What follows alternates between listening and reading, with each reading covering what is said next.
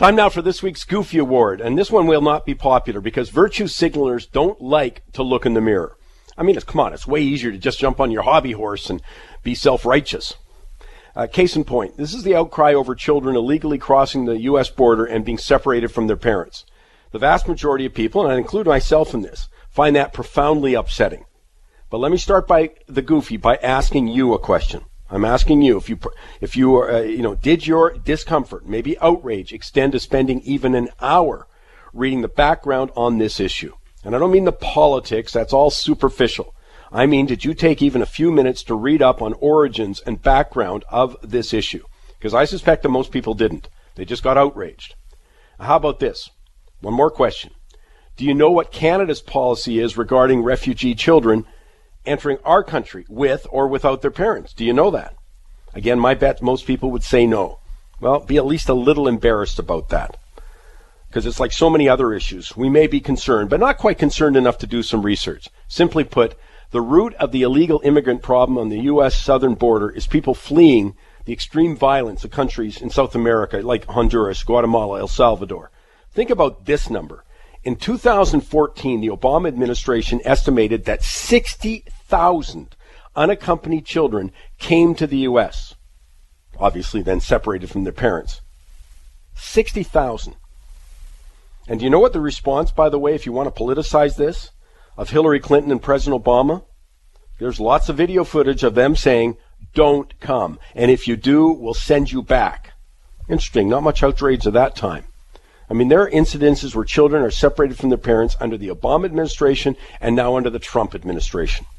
Because this is a complicated issue, is my point. Sonia Nazario first sounded the alarm of the role that drug cartels played in sending their children across the border as drug mules in an interesting piece for the New York Times. He wrote it. It's called The Children of the Drug Wars, a refugee crisis, not an immigrant crisis.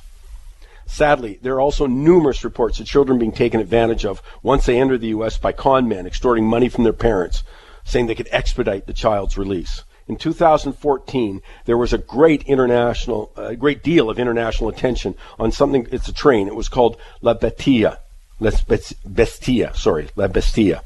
which went from Central America to the U.S. border, and the stories of rape, murder, other sexual assaults of the migrant were all over the place.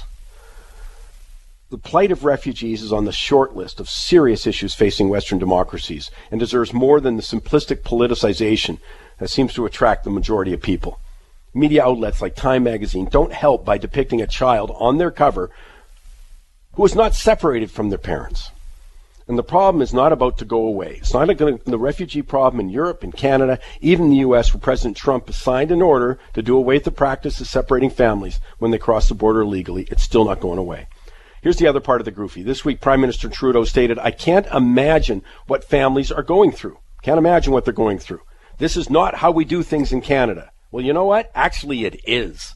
As the CBC reports, at times both families and children who are alone, children who crossed alone, are held in detention facilities that resemble medium security prisons, off limits to the public. CBC notes, quoted a recent McGill University study that found that detention can be a frightening experience for children, leaving them with, in quotes, psychiatric and academic difficulties long after detention.